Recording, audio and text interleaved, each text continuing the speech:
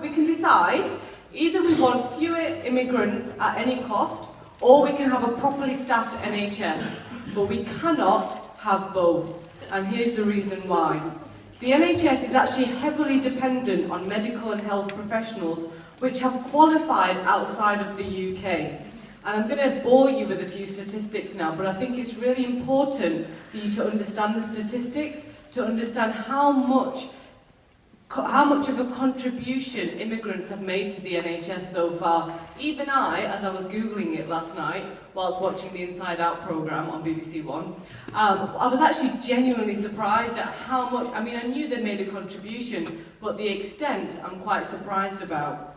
The health and social work sector actually employs 1 in 7 of all immigrants in the UK. It was the biggest employer of immigrants between 2002 to 2008. And that's because in 2002 there was a report which said, we don't have enough doctors and nurses, so where did we go? We went abroad. We went abroad to try and find and fill the gap with the doctors and nurses. In the decade up to 2008, 57% of doctors that registered to practice under the General Medical Council qualified outside the UK, 57%. 18% came from Europe, and about 40% came from the rest outside of Europe, mostly from India. And it isn't just the doctors, it's the nurses too. In the early 1990s, 90% of nurses that qualified were from the UK. In 2002, only 47% of nurses that entered the nursing register were qualified in the UK. This is how much of an impact immigration has had. Last night, as I watched the programme last night on BBC One, it was great timing because I watched it and I knew what I was going to say today.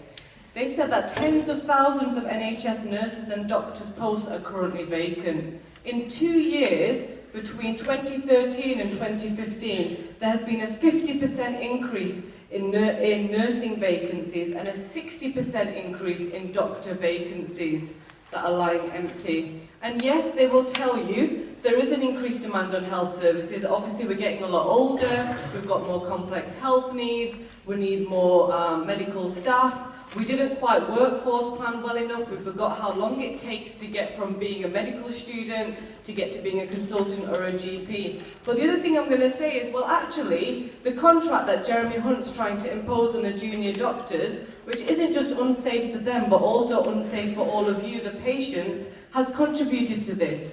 1/3 of accident and emergency doctors have emigrated. They've left this country in the past 5 years.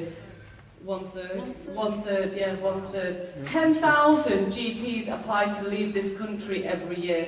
So believe it or not, that does contribute to the crisis that we're having in the NHS. From April, the government has proposed that skilled migrants earning over £35,000 per year are able to stay. So what's going to happen to all the nurses that have come from the Philippines to try and help fill our nursing shortage? What's going to happen to them? And it doesn't help that the bursaries for nurses have been abolished and been replaced by loans. How is that going to entice anyone to come into nursing? And these are some of the things that need to be addressed.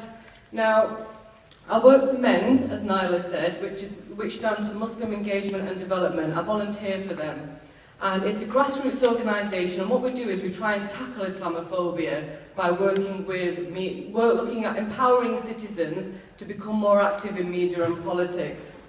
I've been a GP for about 12 years, okay? I work in Crumpsall. It's one of the most diverse places. Cheetham Hill is one of the most diverse places you could come across. My patients speak over 400 languages. There is huge diversity, but in the past 12 months, we've seen an increase in Islamophobia in the practice towards staff and towards myself, and this is what needs to be tackled, okay?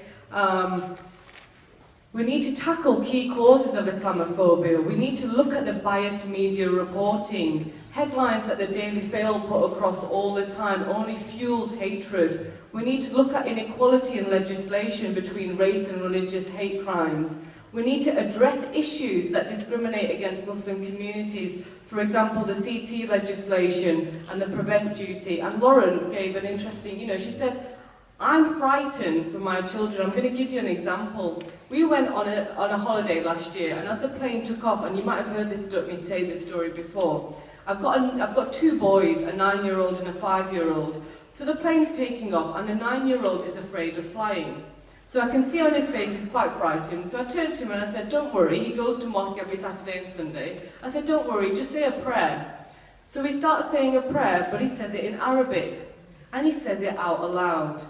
At which point, I panic, and I'm ashamed to say that I turn to my 9-year-old and say, don't say it out loud, somebody might hear. Yeah? And that's the reality, and that's some of the fear, you know, that is, what if a passenger hears my 9-year-old son reciting a prayer in Arabic and we get thrown off the plane? And these are the issues that need to be addressed. Manchester has got a very long and a very proud tradition of celebrating diversity, and we are a vibrant multicultural population, and we have to fight to maintain this. I'm a mum to two boys, and I will fight to make sure they grow up in a very safe, fair, secure future. And is that really too much to ask?